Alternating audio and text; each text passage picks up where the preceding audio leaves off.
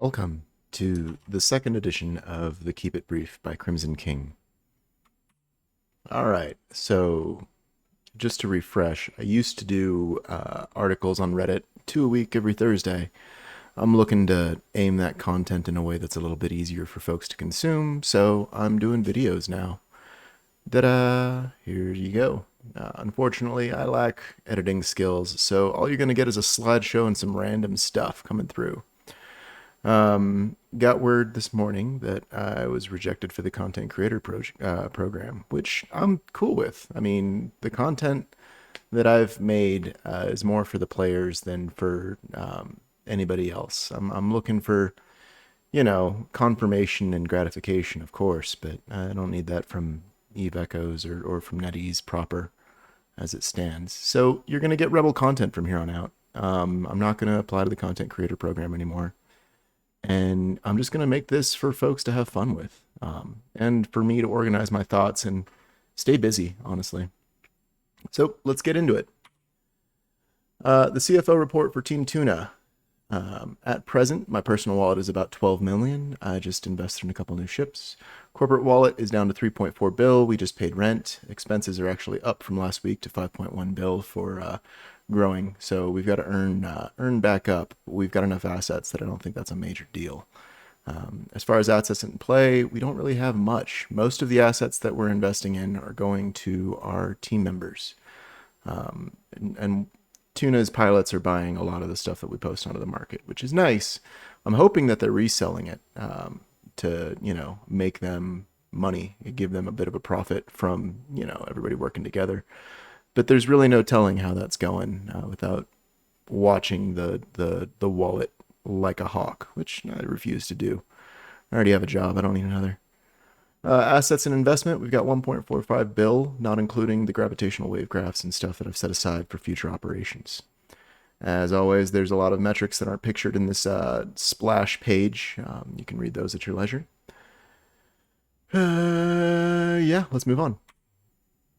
So, pulling back the kimono 1 week at a time. All the art that I have added to this that wasn't like stock footage or a meme comes from AI. Crayon, actually, the AI art generator. May you live in interesting times, right? There's a lot of really cool stuff out there. And so here's what it gave me back for pulling back the kimono, which, nice. Current personal goal, I am so close to 1,000 secret trafficking containers. I'm like within spitting distance, but the price is jacked up over time, probably from people talking about it. So I got to buckle down and get some exploration going. I'm hoping the first grand expedition this coming Wednesday, if it happens, leads to a treasure trove of at least 5 to 10 more. We'll see how it goes.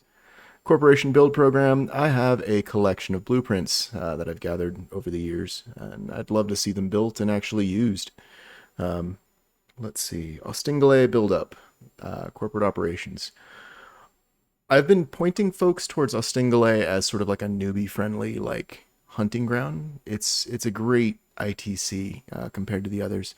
Yeah, you're away from Jita, but you're what, 16 jumps away? So going to market really ain't that big of a deal. It's a nice place to set up shop, set up home.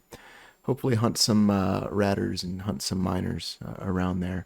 Plus, you've got syndicate space within 2 jumps, which makes it really good for, patrolling the traffic. As I mentioned earlier, there's the Grand Expedition coming this Wednesday. I'm going to use one of my gravitational wave graphs to bring hopefully 5 to 6 pilots to some unknown territory with unknown rats and a whole bunch of unknowns there. Could be a wash, could be nothing, could be something good. We'll see. And because of the price of STCs constantly going up. So let me talk about secret trafficking containers and why I'm fascinated by them for real quick. Gravitational wave graphs are not like, they are content. There's something that pilots can do with multiple other pilots to go and adventure, basically. They're like a choose your own dungeon. And because of that, folks are kind of loath to use them. So they just sort of pile up. They build in value. The ones that are out there aren't going on the market because nobody really wants to sell them. They see the price rising over time. And it's not like they're easily replaced because the price is rising over time. And the only way to get them is through secret trafficking containers. That's for tier twos, not the tier ones. The tier ones were released in an event ages ago, and they've gone from being, I think, 2 million a pop up to 40 million in some instances. So, like, these STCs are a good investment in the long haul. And because of that, I think folks are starting to pick up on that. I imagine NetEase will probably release an event sometime in the future to kind of bring that price back down to something more reasonable, like they did with the oh shoot, those special trafficking containers for special skins. Um, it's a good moneymaker for them too, because the only way to really like guarantee value returned is to fork over some R or go through an event to get some of them keys, and that's the only way to get Death Wish skins. If you get 3 Death Wish skins, you get to choose your own. So it's a sound investment in the long haul, but in the short term, it kind of hurts. Anyway, I'm going to move on to our next topic, fitting the Mammoth. So a lot of other content creators focus on the big flashy stuff that pays the bills, which is rad. Like I really love their content, and I think it's worthwhile. But there's a lot of uses for the smaller ships, just putzing around and having a good time with you and your buds. The operational goal of the Mammoth is to get rocks where they need to be, whether that's from the wreckage of a fallen ship, rock rescue if you lose a retriever or something bigger, hopefully not. You can go and pick those up in a Mammoth and bring them back for mitigate some of your losses. Hauling rocks, if you've got, say, a mining operation off on the side where you don't want any attention, you can haul those rocks back to greener pastures and have your buddy who might happen to have those reprocessing skills turn them into something sellable. Minerals is kind of like the main currency when it comes to industry. So moving rocks around and even just moving the rocks to market has some small value. Not as much as ratting, because that's the way the game is balanced, but it's fun. Like, and they're also really good. The Mammoth is really good for organizing your hangars. So, for example, I've got Ostingale organized fairly efficiently. I've got the main base is where I keep my day-to-day stuff, the things that I want to use. I've got a war chest for fitting. I've stockpiled items over the years for basically building whatever kinds of ships I might choose to fly based on my skills. Cold storage for the long-term investments, the lab for if I'm building anything or if I'm trying to get more blueprints to build things, that sort of thing. And use whatever organizational structure you choose, but until NetEase gives us boxes and containers to organize our hangars, having multiple hangars ain't a bad midway solution, especially with bookmarks. I can label whatever hanger whatever I want with those. It just, kind of infringes on the number of bookmarks I have in total. But as long as I've got maybe 3 spare, that's not a big loss. It means I can do whatever operations I want to while still maintaining the support structure that creates those outcomes. Fitting goals for the Mammoth. Mainly, you want to move as fast as this bear of a ship. It's basically like one long cargo container with a couple rocket engines strapped onto the back, and it's a pig. It's big, slow, ugly, and delicious. You want to align as quickly as possible and warp as quickly as possible. So you're rigging whatever role you want to assign any individual ship to. Your rigging should follow those goals. But here's a few example modules of what I fit in my Mammoths. Never mind the destructors or the weird the high slots. You can fit anything you want into the high slots. If you're using your high slots in a Mammoth, something has gone terribly, terribly wrong, and you should probably, I don't know, call for help. Call your corporation mates and get them in there. You want to survive as long as humanly possible. You move things from point A to point B, straightforward and simple. And the fittings accommodate that. So the top fitting right there is for general purpose, like I'm moving around in low sec and I may accidentally trip into null sec, or I'm moving around in null sec in relatively safe space, and maybe I'll come across an interceptor, maybe not. Maybe I'll come across a interdictor, maybe not. I've got the tools there to at least get me through the gate, because getting through the gate, I think, is the most important. part of surviving any given encounter with the bubble police. For a safer move, I tend to use a cloak with an inertial stabilizer and the micro warp drive. Little known trick, well, maybe not little known, but hopefully widely known. If you pop your cloak and then hit the prop mod, you've got one turn of that micro warp drive to scoot you along. So what I like to do is I'll do the cloak, then the inertial stabilizer, and then the micro warp drive, move in an angle that I don't expect the enemy to move in, which this is where the finesse comes in the skill in the game. And if I can move 2 kilometers away from where they expect to be on the intercept, I will survive.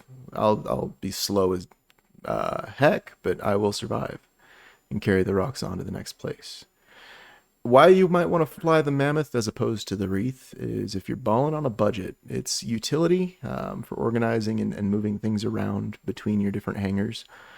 On the cheap, like Mammoths, I think run for about 20 mil-ish tops. Like they're really not expensive, and losing them is a song. Like it doesn't hurt, especially since nobody can really haul the rocks out unless they have their own Mammoth or Wreath or some other transport of definite hangars or cargo space.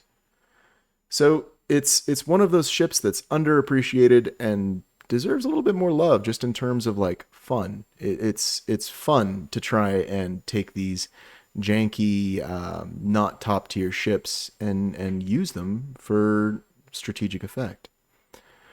On to the next topic.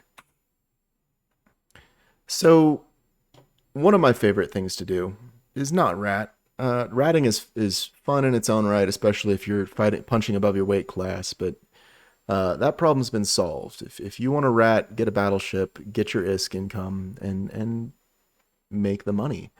But if you want to capitalize on other folks ratting without, putting in the work yourself, there's always thievery. And one of the cool things about thievery is if you do it right, it's guaranteed income or semi-guaranteed income without real much sacrifice in terms of risk.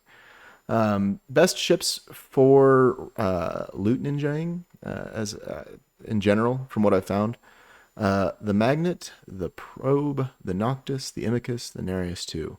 Now, one of those is not like the others, and I would not recommend flying one of those specific ships. If you can let me know what kind that is in the comments or hit me up on Discord, I've got a prize for you. So let's talk about how to loot ninja. What you want to do is you want to move more than 150 kilometers away from whatever target you're trying to steal.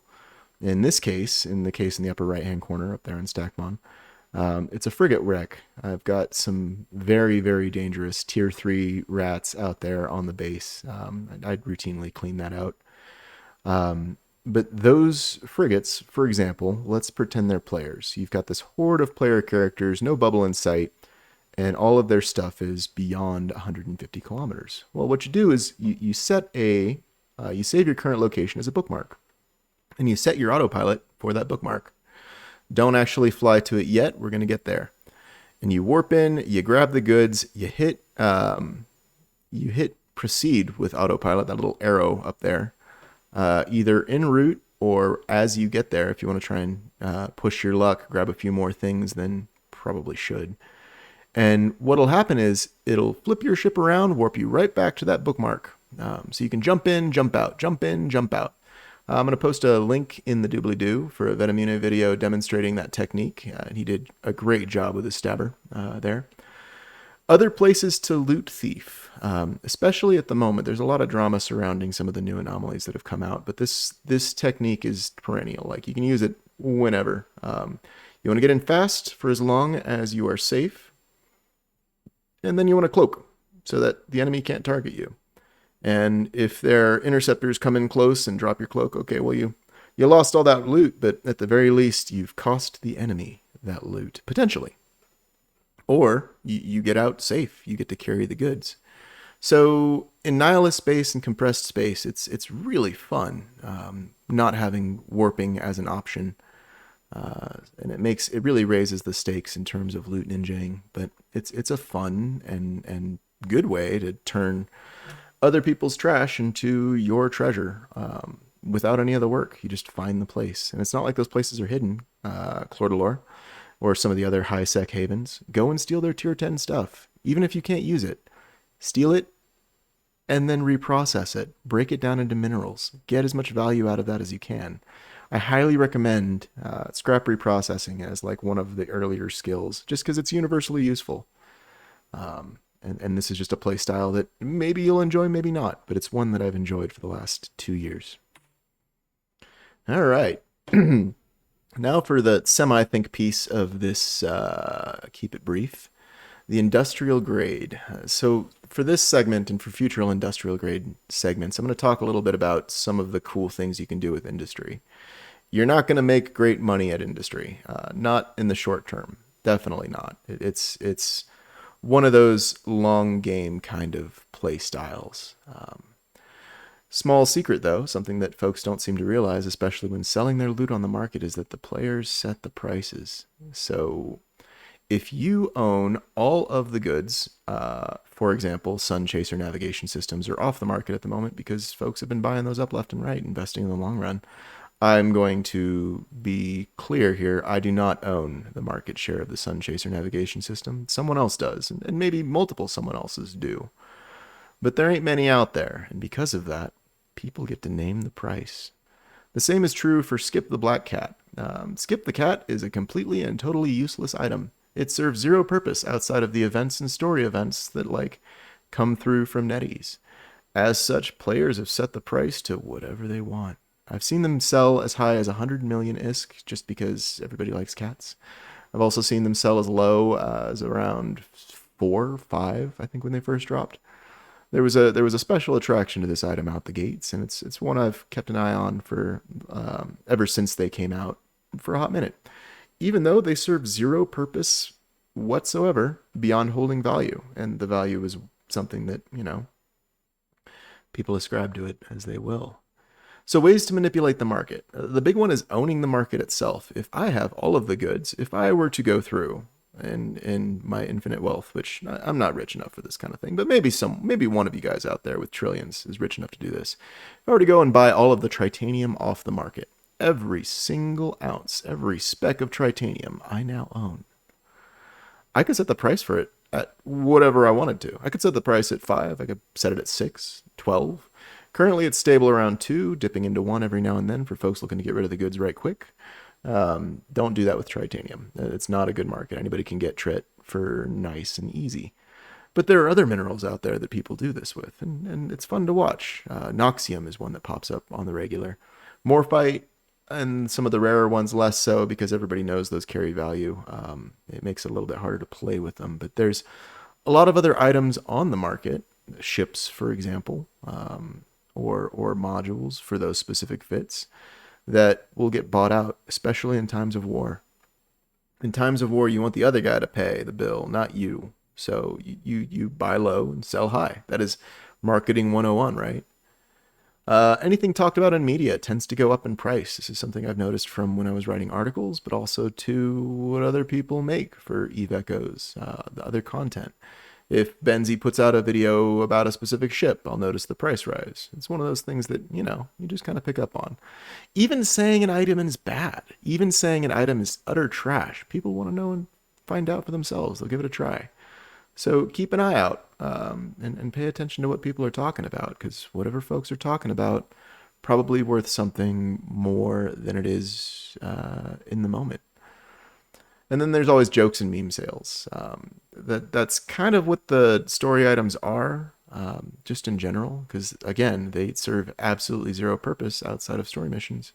And even then, if you were to give them back to Papa NetEase, you're probably going to get maybe 1 mil, 2 mil tops return.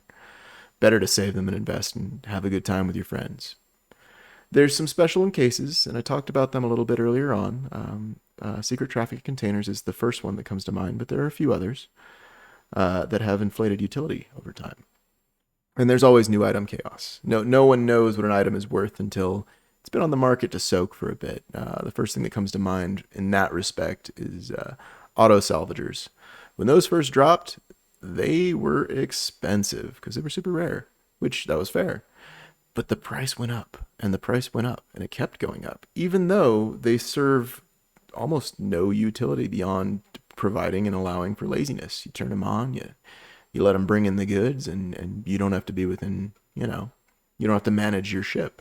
Great for AFKers, but not really useful outside of that, even in fleet support operations. You load up a Noctis with 5 of those things and you're flying along. That's more risk than value returned.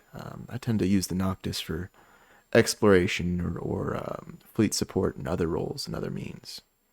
Anyway, and with that, we have come to the close of this second Keep It Brief, the playlist.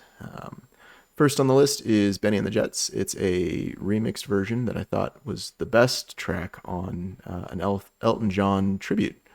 They tried to redo a lot of his songs and different styles. New artists bring in their own flavor, but I don't think anybody really brought anything to it except for